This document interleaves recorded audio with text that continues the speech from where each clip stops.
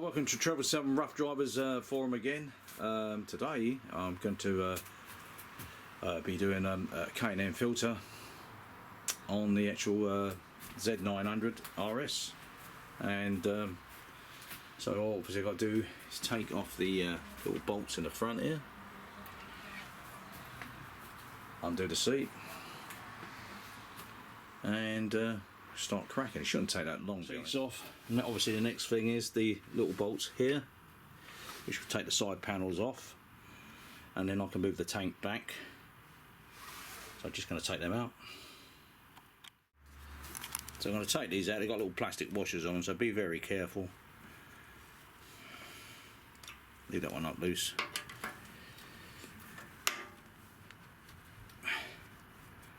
Right, I'm not going to show you all me taking this out because that's quite boring, but you're going to get the general gist. Those two have got to come out. Detach these. So I'll be doing the same on the other side. So they're off. Put them somewhere safe. Go over there. And I'll just be doing the same with the other side, so bear with me. So both side panels are now off. And now we're just going to work onto the front of the tank and take the two little bolts off of them. I forgot to tell you, you have to take these two bolts off there. And they are, what are they? So they're 10 mil. So before you lift up the tank, take these off. Right, I'm going to take these two bolts off and get back to you with the tank up. Alright, thank you. Let me just briefly loosen these with the Allen key and then proceed to take these out. Be careful when you put your Allen key in there, because you can scratch the tank if you ain't careful while you're putting that Allen key down there, especially a long one. And just be careful. I'm just taking these out. I'm going to unscrew the other one by hand and get the tank up. Alright. Got my tank suspended up in the air there. Now it's not the way you're supposed to do it. You're supposed to take the tank off, but I can't be bothered. So I suspended it up. I've got my padded coat there underneath so it don't scratch the front of the tank. It's wrapped right underneath, so it's sitting on there nice and square. You do it your way, I'm going to do it my way. And it's just this is just for quickness. Just make sure everything, because that does turn. So make sure you just sit it up there nice and on a padded. It's not saying it's a nice padded or a nice blanket, but it's just to speed things up a bit. So I'm going to take all these bolts off and take the air filter out, and obviously take this plastic cowling off here, which is pinned in. It's only a matter of there and there to take off, and the other side as well. So we'll go around the other side.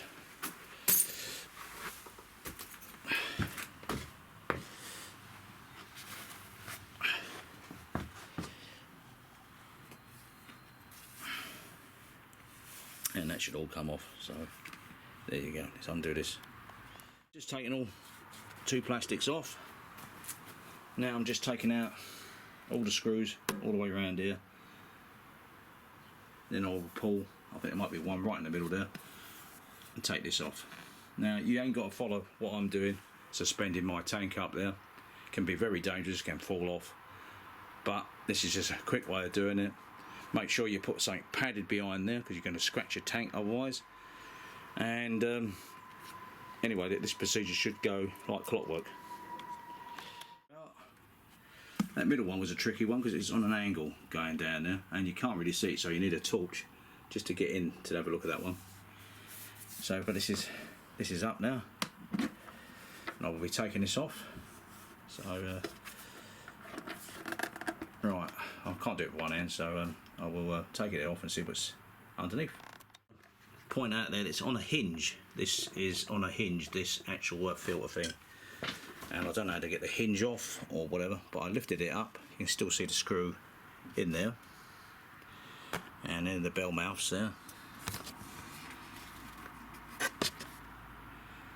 And I'm going to put the K&N in. Here's the other filter, which is not in bad condition considering this has only done 5,000 miles.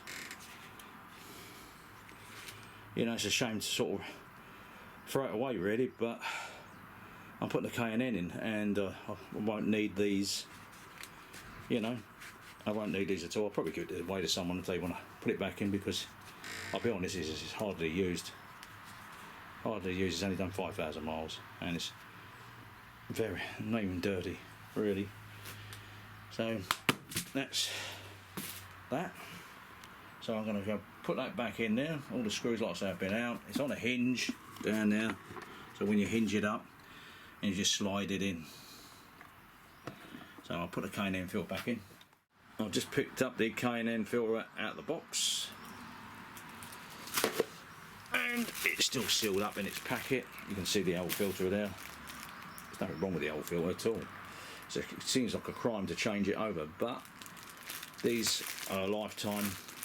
They last a lifetime, you know, lifetime of the bike, so you ain't never going to change a filter. And that's it. Once they're in, they're easy to clean as well. So there you go, lifetime filter going in, K&N filter. Like a little original one's got the little screen that goes over the top of it and lofts it into the air filter. This one hasn't got no screen at all. It just sits there. That is the air filter. So whether that is restricting the flow a bit of the air, I don't know. I suppose it might be, but obviously they designed these for a lifetime filter and for racing as well. So I'm going to put this in. Put a little bit of wood on there. Like I say, I don't know if that hinge comes off. I don't know. I never changed the filter on here before, so I'm a bit of a novice when it comes to putting the filter on here. I've done one on a Hayabusa and other bikes, and they're all different. So rather than mess around with things, try and take hinges apart, maybe the hinge doesn't come off, I don't know. So I'm going to slide that in. As you can see there, I'm just going to fiddle this in. Can't do it with two hands. It was a bit tricky to get out, but I say I'm going to get it in. I'll be back in a few seconds once I put this in. It's just like tilt it in and that's it. That was very easy. You just tilted it in and she's in. Simple as that. She's in there. The K&N filter's in, and I've got to put it all back together now. Moves about a little bit there though. Well, it says it's the right one. I just hope there's no rattling going along. I don't know, but once that thing's back down, I can't see any problem then. Right, so reverse, take that out, drop this down like so, and then put the screws back in. So it's all reverse. I'm going to stop putting the screws back in and then lower the tank in. That's the K&N filter more or less in. Just got to put it all back together. So bear with me. All the screws are back in. Now I don't know if there's a actual torque on these particular screws. I don't know, but I'm going to just do them down hand tight, and I've had no problems in the past. So, but if you want to check out the torques, be my guest. I don't know if there is a torque on this. I don't know. Probably on the website anyway. But I'm going to do it hand tight. I'll do it my way, and it's always worked out. So, like I say, they have got little lines on them. So, whether that's where the mechanics checked them, like they've marked them, that they put the screws in, or it's come from the factory. You can see like it's all with anything really. Do them diagonally, do them crisscross. You know, try and do them even so they all sit down nice and flush. So I just don't, you know, screw them right down, but just do them nice and diagonally, and you shouldn't have any problems. Obviously I've got to put the plastics back on after that, so don't forget them. The little rubber inserts around the side. That's obviously for the tank to be protected, I suppose, and the filter as the tank comes down. Right, they've all been battened up. I've done crisscross so they all went down even, like you do engine block, you know. So, and they come to a natural end anyway. You screw them down and they just stop anyway, so you can't really over tighten them. You know they're down nice and firm. And the middle one's the funniest one though, because it takes a bit of time to come out, but it's such on an angle, that one, so just make sure that you screw that one in properly. Rubbers are back on, so now the tank's going to go down, and that'll be it. Just screw the 2 screws in the front, 2 screws back, panels go back on, so we'll be back in a minute, and with the old tank all reinstalled, so it's just reverse fitting now. Just thought I'd tell you, these are 10 centimetres on here, metric obviously. Just make sure when you put this tank in that you push it over, make sure it's all lined up the front.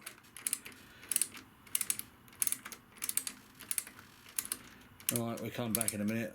I'll put the front screws on, which will go on next. Make sure you, like I say, line those up there. I've just got the other one to do. I'll be back in a minute with the seat on, and it's all be back together. Right, that's the K&M filter fitted. It seems to be running okay. Can't test it until let's turn this off. Can't test it until I get it out in March. At the moment the bike's off the road, it's shorned. That's, if you're in America you probably won't understand that. That is, we have tax. They charge us road tax to go on the road, and which they don't repair really in England. They just leave all the bumps and holes and potholes everywhere, so we're paying this tax. We don't know where the money's going to, probably in other coffers, as I say. You know, it's probably going somewhere else, but not on the roads. Anyway, once I tax my bike, it'll be coming out, and I'll be able to test it, see what the K&M filter will give me in mileage and performance. And yeah, so that's where we are. It's all fitted back together now. The tank's back on. Don't follow my procedure, hanging the tank up. Take it off if you can, really. I'm just a bit lazy. I've done that because I've got a support up in the rafters there. And make sure if you're doing that procedure, you put something behind it, because you scratch the tank, because that tilts up, and you've got little fuel bars there.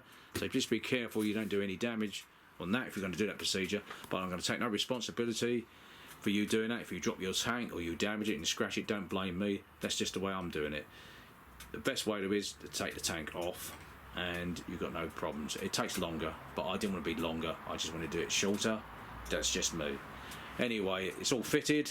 Like I said, I don't know if the airbox has got a torque on those screws. I don't think it is. I've gone crisscross with them, and what do you call it? Tightened them up, hand tight. They come to a halt anyway, so you can't go any further. You can't damage them. Anyway, that's that done, and that's the end, more or less end of the video. Please come again. If you like the video, please give it a like. If you don't like the video, obviously don't give it a like. But yeah, if you want to subscribe, be my guest. Next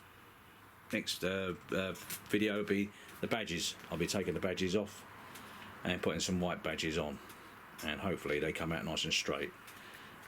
Never done that before, but I'm a person that does things. Like I say, never worked on this bike in my life, so it's all new to me. So I'm not using the manual, just open it up and have a look. But they're all basic stuff anyway, so you know, why pay a mechanic out when you can do it yourself. Anyway, like I say, it's all got to be tested. Once I'm back on the road, once I bought my road tax and took it out in March, I'll be able to test out the heater grips, the bar end mirrors. They fair and they sit on there quite well. The new badges will be on there, and see how the K&M filter runs, and see what mileage it gives me back.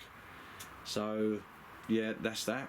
And I want to just thank you for subscribing, wherever you are in the world. Good morning, good day, and good evening, and stay safe, please. If you want to watch other videos on here, there's travel, music, concerts I've recorded. Knock your socks off if you want to. And if you want to subscribe, be my guest, because the channel's getting bigger. I'm just going to finish up by saying I'm not sponsored by anybody. No one's gave me the K&M filter. I bought that myself. And that's it, you know. It's all out of my bin at the end of the day. So thanks for coming to the channel, and I'm going to leave you in peace now and say ta-da to the next video, which will be the Kawasaki badges. See you later. Look up yourself. Bye.